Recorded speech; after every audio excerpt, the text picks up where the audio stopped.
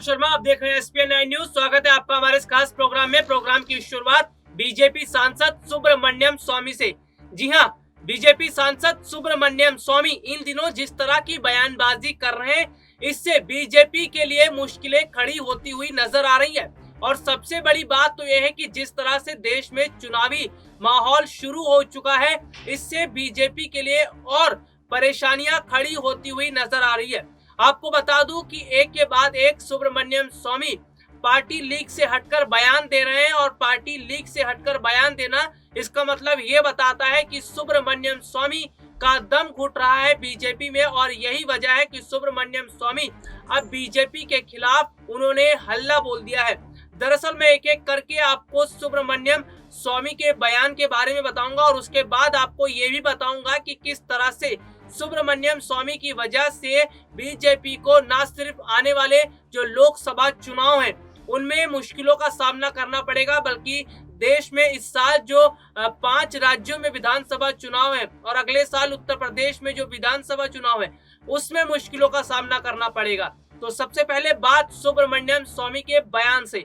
सुब्रमण्यम स्वामी बीते दिनों पहले उन्होंने एक बयान दिया था जिसमें उन्होंने कहा था कि जो मेट्रो मैन है AK श्रीधरन, उनको बीजेपी की तरफ से जो टिकट दिया गया, इस पर सुब्रमण्यम स्वामी ने कहा था कि एक तरफ तो बीजेपी ये हवाला देती है कि जिनकी उम्र, पार्टी के जो लोग हैं उनकी 80 से उम्र अधिक हो गई है, उनको अब बैठने का आदेश दिया जाए, यानी कि अब उन्हें पार्टी में रेस्ट करने का आदेश दिया जाए, उन्हें अब चुनाव के लिए ना उतारा जाए। तो वहीं दूसरी तरफ जो मेट्रो मैन A श्रीधरन है उनको चुनाव में टिकट दिया गया। तो ये कहना था स्वामी का कि यहाँ पर बीजेपी दोहरी बात अपना रही है, यहाँ पर बीजेपी दोहरा रवैया अपना रही है। और इतना ही नहीं, सुब्रमण्यम स्वामी ने तो यहाँ तक कह दिया था कि आने वाले जो लोकसभा चुनाव है उसमें लाल कृष्ण आडवाणी और मुरली मनोहर जोशी, उनको भी चुनाव लड़ना चाहिए।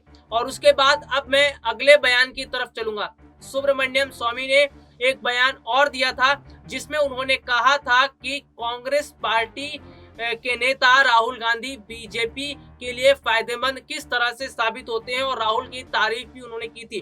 दरअसल सुब्रमण्यम स्वामी ने कहा था कि राहुल गांधी जिस तरह से बिना सोचे समझे बयानबाजी कर बैठते हैं, इसका सीधा सीधा जो फायदा है वो बीजेपी को मिलता है।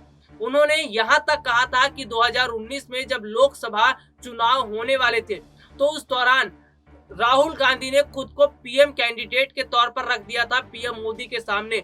अगर राहुल गांधी खुद को पीएम कैंडिडेट के तौर पर नहीं रखते तो कांग्रेस पार्टी को जीत मिल सकती थी, कांग्रेस को बहुत बड़ा फायदा 2019 के लोकसभा चुनाव में मिल सकता था। यानी कि सुब्रमण्यम स्वामी सच बोलते हुए नजर आ रहे हैं और सच का जो आईना है वो बिल्कुल साफ रहता है। और सबसे बड़ी बात तो देखिए यहाँ पर ये है कि सुब्रमण्यम स्वामी जो है वो पहले ही बार इस तरह की बयानबाजी नहीं कर रहे हैं। इससे पहले भी सुब्रमण्यम स्वामी ने कई तरह के बयान दिए थे, वो भी पार्टी लीग से हटकर। और अब मैं आपको यहाँ पर ये समझाऊंगा कि सुब्रमण्यम स्वामी के बयानों की वजह से बीजेपी किस तरह से मुश्किलों में घिरती हुई नजर आ रही है। दरअसल जिस तरह से सुब्रमण्यम स्वामी धीरे धीरे करके बीजेपी की जो पोल खोल रहे हैं, इससे विपक्षी पार्टियों को फायदा मिलेगा और विपक्षी पार्टियों के पास एक मुद्दा भी बन जाएगा। और सबसे बड़ी बात जो है वो ये भी है कि सुब्रमण्यम स्वामी जो है वो ये बात समझ रहे हैं कि पार्टी के अंदर किस तरह की स्थितियां बनी हुई हैं और किस तरह से उन्हें उन चीजों को छुपाया जा रहा है। दरअसल अगर मैं बात करूं सुब्रमण्यम स्वामी की, तो बीजेपी के वरिष्ठ नेता हैं, बीजेपी सांसद हैं और काफी समय से वो बीजेपी के साथ जुड़े हुए हैं। और इतना ही नहीं, जिस तरह की बयानबाजी सुब्रमण्यम स्वामी कर रहे हैं, इससे पार्टी के आला कमान भी जो है वो थोड़े से नाराज मालूम पड़ रहे हैं, क्योंकि पार्टी आला कमान को भी ये बात पता है कि सुब्रमण्यम स्वामी की बातें न सिर्फ उनके लिए मुश्किलें तो खड़ी करेंगी ही, बल्कि विपक्षी पार्टियों को इससे फायदा भी होगा। लेकिन आपको बता दूं कि सुब्रमण्यम स्वामी को लेकर हाल फिलहाल में पार्टी आलाकमान की तरफ से कोई बड़ा कदम तो नहीं उठाया गया है, लेकिन क्या बड़ा कदम उठाया जा सकता है सुब्रमण्यम स्वामी को लेकर, ये देखने वाली बात होगी। जैसे कि चलिए मैं चुनाव की बात कर रहा था, उस पर भी आपको लेकर चलता हूं।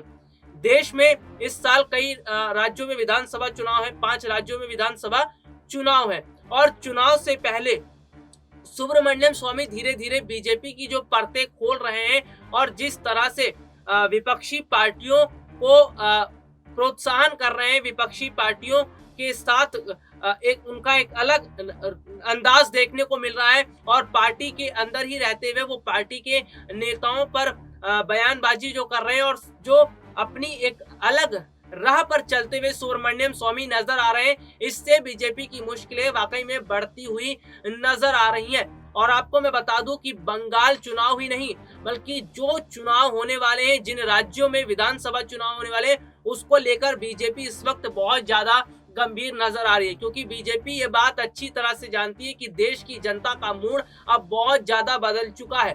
अब वो माहौल नहीं रहा जब एक समय में लोग बीजेपी के नारे लगाया करते थे। आज माहौल इतना बदल चुका है कि लोग अब विकास की बात कर रहे हैं और लोग ये देख रहे हैं कि सरकारें क्या काम कर रही हैं और किस तरह से लीपापोती करने का काम कर रही हैं। तो फिलहाल की मैं बात कर लेता हूं तो इस समय जो केंद्र सरकार है वो लीपापोती करने का काम ज्यादा कर रही है, क्योंकि जिस तरह से बहुत सारी चीजों को न सिर्फ छुपाया जा रहा है बल्कि जनता को गुमराह भी किया जा रहा है। मैं वैसे अगर बात करूं तो बहुत सारे मुद्दे हैं, जैसे महंगाई है, बेरोजगारी है और पेट्रोल डीजल के बढ़ते दाम हैं। जो सरकारी कंपनियां हैं उनको निजी सेक्टर के हाथों में दिया जा रहा है। तो ये सारी चीजें जनता के सामने है, जनता समझ भी रही है और इन्हीं सब बातों को ध्यान में रखते हुए जनता वोट भी करने का मन बना रही है। और आपको मैं यहाँ पर बता दूं कि जिस तरह की स्थितियां फिलहाल बनी हुई हैं उसमें सबसे बड़ा मुद्दा किसान आंदोलन का है। किसान आंदोलन को बीते कई महीने हो चुके हैं, लेकिन सरकार का भी फैसला अडिग है।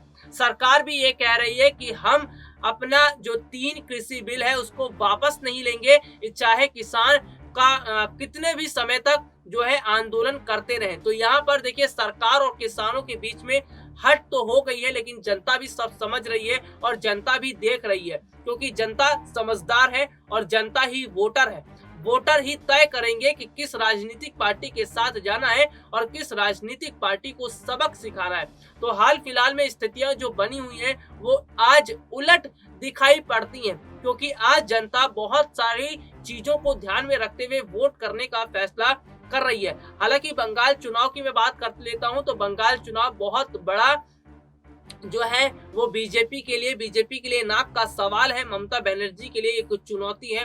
तो वहीं अगर बात की जाए तो बंगाल चुनाव से ही तय हो जाएगा कि आखिरकार 2024 में कौन जो है वो राजनीतिक पार्टी आएगी, किस राजनीतिक पार्टी की सरकार बनेगी। तो फिलहाल स्थितियां बिल्कुल उलट है, तस्वीरें कुछ और दिखाई दे रही हैं और सबसे बड़ी बात तो यह है कि आज देश की जनता भी हर बातों को समझ रही है।